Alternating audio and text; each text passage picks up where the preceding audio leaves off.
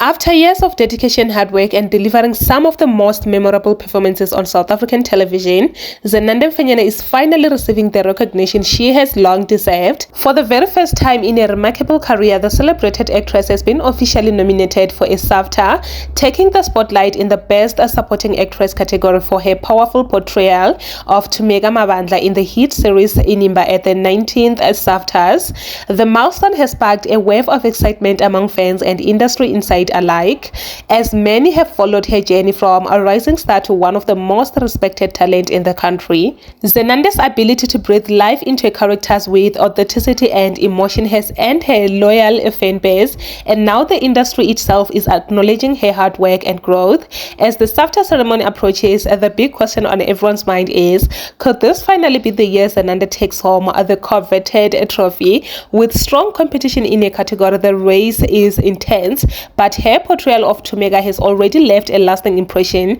proving that talent, resilience, and consistency truly pay off. This historic nomination could mark a turning point in her career, and fans are eagerly waiting to see if this recognition will open the door to even bigger opportunities, commenting her legacy as one of South Africa's most beloved and respected actresses.